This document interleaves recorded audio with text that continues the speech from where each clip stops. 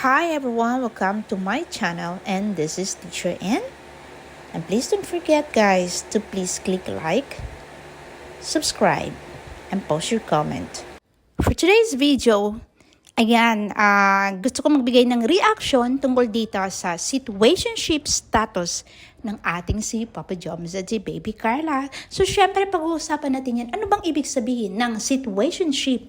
Pero bago ang lahat, ayan mga kalingap, huwag pong kakaligtaan na mag-comment after ninyong manood. And syempre, mag-click like. And syempre, huwag pong kakalimutan mag-subscribe doon sa mga baguhan. Hindi pa po nakakapag-subscribe mga kalingap for more videos like this. Okay, so ayan, bago syempre ako magbigay ng aking reaction tungkol doon sa situationship na kanilang status as of now, ayun mga kalingap, panoorin po muna natin itong video na to na kinuha ko kay Kalingap Rob. Kudos Kalingap Rob, thank you talaga sa inyong dalawa ni Kuya Val at ni Ate Edna. Maraming salamat talaga sa inyo.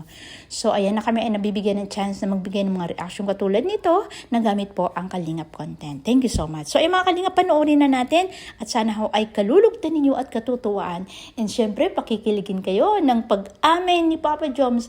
Pero sabi ni Baby Carla, hindi naman niya binawi. Ang sabi naman niya, sila ay nasa situationship. Yun, hindi naman binawi. Pag-uusapan natin, ano bang ibig sabihin ng situationship? For me, napakaganda po ng relasyon ni Carla. Panoorin po natin ito. Nandito tayo. Yan. Sabihin mo na, Papa Joms, kasi. Yan. Sige po. Kasi meron naman yung mga magulang ni Carla, hindi alam na nangyayari na dapat na malaman na nila. Kasi ano yun, tutuan din yung mga magulang ni Carla kung malaman na nagaling sa'yo mismo.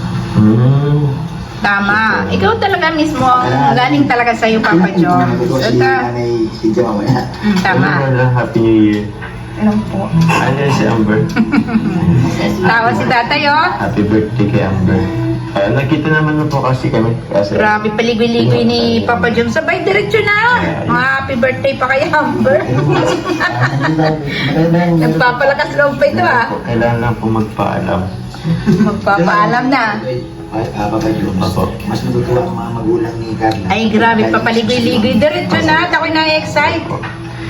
Kaya mo ba? Sabihin mo na. Sabihin na, ipagtagal-tagal pa. Ay, ako'y na-excite. Tay, ano po kasi?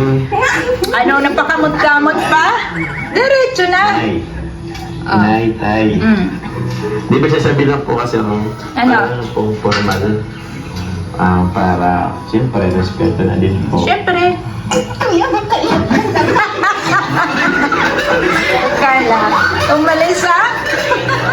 Paligoy-ligoy pa kasi. Tagal kasi. Katagal ni Papa Joms. Naman mo ako, paano yun? Walang official naman. Ayos eh kasi ayos. Ayos eh, Papa Joms. So, ganyan. Ay, naku. Yan. Bagong taon po kasi, so kailangan malakas po ang loob. Ano po kasi tayo, Nay? Paligoy-ligoy, grabe. Ako'y na-excite. Hindi makapaniwala si nanay, Namula pati, Grabe. Si Carla ay namula. Si tatay. Si tatay. Ay, okay lang. Okay na okay. Siyempre. Wapuan si Papa Joms, ay. Actually po tayo last year pa po. Last year pa? Ay, grabe. Ngayon nyo lang inamin. Nanay Cynthia, ano? Marami na rin po kasi oras. Malapit po kami sa isa't isa. Madali ko na lang siyang mapuntahan. So, Mapa-adjust ni Papa Joms, okay lang po ba? Oh. Okay lang. Okay na. Kaya mo na. Baka magiging po yan po. Parang hindi okay si Nanay Cynthia, pero nangingiti-ngiti. Si Carla. Para mas ma-confirm po, si Carla meron po magsasabi po sa inyo. Ano ba kayo na? Set tayo na, di ba? Ano po? Hindi naman po sa ganun. Hindi sa ganon. Anong hindi sa ganon? Hindi ko na ngayon ko ngayon, tapos babawiin mo po. Huwag mong bawiin. Nakaintindihan lang po ang Please. Nanay, ang medyo alangan ako kay nanay. Kaya, medyo alangan ako kay Nanay Cynthia. Pero nakangiti. At At namula. Walang problema. Ayun. Yan pala eh. Wala nang palang problema. Talaga napaka-appear pati si Papa Jonsay. Kaya okay lang po. Ganda ni Carla. Nag-blush pati oh.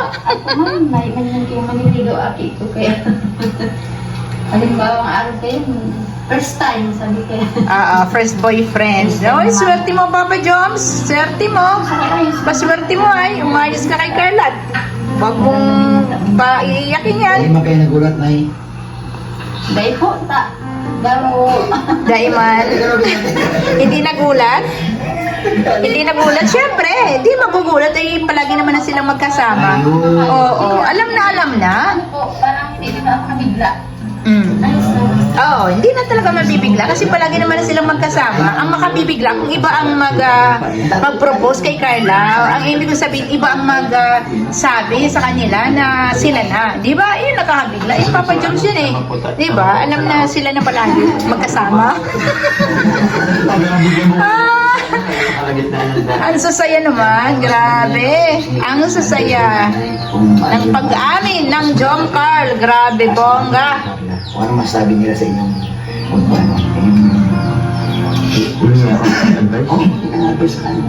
Ikaw. Nay, anong mga advice mo sa Ganda ni Carla, oh. Kami naman na si Papa Jones. Ano po sa akin po ako. Yung... sabi ko, walang... Kinakabahan din si Nanay Cynthia mag-advise ay. Ayoko yung sa mga sinuso. Tay, baka siloso ka tay. Siloso ka ba? Sinuso pa naman. Siloso ka tay. Aba, hindi na kayo sa tatay oh. Napaisip. Dami kong Bawal. mga bagay na ano po. Yung hindi ko dapat masabi, masasabi mo. Magandang mama ni Carla oh. Maganda. Normal lang yun. Ganda si Nanay Cynthia. Ano lang po? Talagaan niya si Carla. Kahit pinag ka naman po. Sasakay si Carla. Ay, grabe! Yan kasi ako mapapagod. Carla, ba't natutuyimig ang ating baby Carla dyan? Pero nangingiti yung talagang nag-blush. Blush. Yung asawa ko Grabe, narusa-rusa ang kanyang mukha. Tatakbo talaga sa atin. Dati nakakapasat pa. Ay, grabe na yan! Grabe, ano, mabait pala to si tatay ay. May assurance naman na pag Hindi naman yata. natatanda si Carla, okay naman. Opo. Natural na po pati ang na away, na diskusyon. Pero sa sa pagkakaintindihan. Oh, natural na talaga yan ang mga diskusyon na yan. Iba-iba man kita. Ano po? We are different individuals. Ano yung sa lang po. Kasi mga away-away po kami ng pagdadaan. Salamat po. Mrs. mo. Nung una kay Nanay Cynthia. Nanay Cynthia, pinapangako ko naman po na wala pong magiging rason po si Carla para habulin ako ng itak po. Wow! Ang lolo ko. Ay, naku naman. Grabe, pati si K-Rap, kilig. Boto na si tatay. Sabihin na rin po ako sa inyo tayo. Nako. Mina na. Okay. Ate, nung po hinahapon, kaya napagpunta ako na nadulag na po. Nadulag na po. Brothers ka. Talagang mabait pala to si tatay, ano? Grabe. Mabait. Tuloy po ka mo, Meron na ako. Ayan. Sabay ako yung tatay. Papa Jones, yan mo na Yan, nakunin naman natin ang ano ni Carla. Ano kaya ibig sabihin? Ano kaya ang kanyang reaksyon doon sa sinabi at namin ni Bagong taon na rin. So, Papa John, sila na daw. At nung isang taon pa, nung nakaraang taon pa, na sila na. kung ano ba malabas ko ni Carla. At least ngayon, alam yung nilit natin. Kung lumabas man kayo. Opo. Carla, totoo ba ang talagang kayo ni Papa Jones? Baka naman ano? Totoo na po. Ganda ni Carla. Ewan ko po yan, hindi pa naman po Ay, nako naman. Nalungkot ang ating Papa John. Anong sitwasyon ba nito? Aba. Di ba tayo na? Oh. Sige na, Carla. Go na. Ano ba talaga? Anong totoo? Para alam nila yung mama mo. Grabe. Sige na, sabihin mo. Hindi daw. Hindi pa. Pero kay Papa Jom sila na. Pero kay Bibi Carla, hindi pa sila. MU. MU? MU. Ganun na rin yung ganun na rin po yun. Parang naging mukhang sinungaling pa ako ngayon. Sige lang, Papa Jom. Okay lang yan. Support ka namin dyan. Go lang, go. Kung anong nararamdaman, go dyan. Alam mo naman ang mga girls, ganyan talaga, di ba? O, namumula nga si Carla. Situationship. Relationship? Ano yun? Ano yung college yun? Situationship. Anong klaseng relationship yun? Hindi ko alam. Kasi kami mo, hindi ko alam ang ginagamit na ganun. Ibang ganun Ano ba yun? Bagong vocabulary word yun sa Kalingap, ha? Bagong vocabulary word ng relationship, situationship. Relationship, bro? Parang inilagay lang din siguro sa maayos. Pang Gen Z yan ah. Gen Z nga, bro. Siguro pag ganun word, situation. Sa sitwasyon? Sa sitwasyon, bro.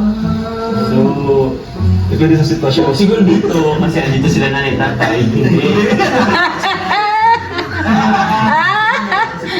Totoo ba yun, ha? Anong mga Gen Z ngayon? Ganda ni Carla, grabe, ganda. Hindi nyo na lang po yung night time. Basta kami na po. Go ka dyan, Papa Joms, go. Support kita dyan, support kita dyan. Support kita dyan. Uy, inimta na. Ayan, situationship, grabe. So, ayun mga kalingap, ang ating si Papa Joms at si Bibi Carla ay nasa relasyong situationship ng ibig sabihin, they are more than friends but wala po silang label kung ano po sila. Basta more than friends sila. So yun, ang kanilang relasyon, status na relasyon nila sa ngayon, sila ay nasa situationship. Ibig sabihin, it's just like a relation that has no commitment. Ayan, but they are more than friends. Ang ibig sabihin, no? Situationship na relasyon, mga kalingap. So, it's just like pinaghalong mga relasyon, romantic. Siyempre, gumagawa sila ng serye. So, kailangan nilang maghatid sa atin ng kilig to the bones ng mga action. So, kaya nga, situationship, di ba? So, it's para bang ano siya, romantikong pagkakarelasyon nilang dalawa. Nang ibig ko nga sabihin, more than friends. Kaya nga namin sa nasabi na ni Kalingap Jomer sa amin na more than friends sila ni Bibi Carla, di ba? Pero wala silang label, wala silang commitment. Okay, so yan po ang ibig sabihin ng situationship. So ayan, may natutunan naman tayo mga kalingap, no? This is a new word for today, situationship. So, kumbaga para bang more than friends, but wala pong label. So, ibig sabihin, MU, parang gano'n na nga, sabi ni Papa Joms, pero sabi ni Papa Joms, basta, kami na ni Carla, sabi niya kay tatay. Nagdi-date din sila, ang mga nasa situationship relation, ay nagdi-date din sila yan. Para sa akin, sorry, para sa akin, okay din na nasa situationship muna kayo, di ba? Kasi, malay nyo, hindi mag-work yung relation nyo, edi, okay lang, then find another one, di ba? Pero para sa akin, ayokong magpa-find kayo ng another one. Gusto ko kayo na talaga, Papa Joms, ikaw pa, tingin-tingin ka pa dyan kay Carla, kayong dalawa. Maya, may pa, kiliti-kiliti pa, ha? So, situationship mga kalingap, it's more fun. Ayan, syempre, magkakakilanlan sila. So, parang BFF, something like that. Kasi, kung meron tayong mga kaibigan, meron tayong matalik na magkaibigan. Pero itong sa kay Papa Joms and kay Carla, ang relation nila, ay matatawag natin, they are more than friends, but they have no commitment. Wala po silang label na sila na, pero sobra pa sila sa magkakaibigan. Yun ang ibig sabihin ng situationship. And talagang tututo sila dito ng sobra mga kalingap, di ba? Kasi mabavalue nila both ang partner. Kasi wala pa eh. Kumbaga, talaga ito si Papa Joms, mag-strive hard pa yan. Harder and harder and harder para makuha pa ang oo ng ating si Bibi Carla. Syempre. So, Bibi Carla, sige lang, go ka lang. Huwag ka na munang mag-say yes dyan kay Papa Joms. Kailangan mo pa siyang, syempre, hindi naman sa pahirapan, kundi syempre, kailangan pang proof pa ng mga mararaming mga proof. Pero alam mo naman natin, ako napatunayan ko, nakikita ko dito kay Papa Joms na talagang love niya itong si Baby Carla. Napansin ko, and talagang naramdaman ko yun. Bahala kayo, basta ko yun ang aking paniniwala sa aking mga nakikita. So, situationship ang kanilang status. I love it. More than friends, but no commitment, walang label. Pero sooner or later, magiging din sila yan. Naku mga kalingap, abangan po natin yan. Hanggang dito na lang ang aking reaction sa situationship na status ni Jomar and Carla. Ayan mga kalingap, pakakasuportahan natin at pakakamahalin ang lahat ng mga love teams and Kalingap Angels dito sa Team Kalingap. Lalong-lalo na si Kuya Val, si Ate Edna, and si K-Rob. Apa, ako'y natutuwa dito habang ako'y nanonood sa dalawa. May pa kiliti talaga ito si Carla, no? Eh, ganda-gandang bata. So, yun mga kalingap, babay na talaga at ako'y nakikilig sa dalawang ito, okay? So, see you tonight mga kalingap sa aming Kalingap Radyo Balitaan with Gandang Emmy. Ipagpapatuloy natin ang usapang situationship na status ni Papa Joms and ni Baby Carla. That's all guys, bye-bye! And this is Teacher and saying thanks everyone for watching.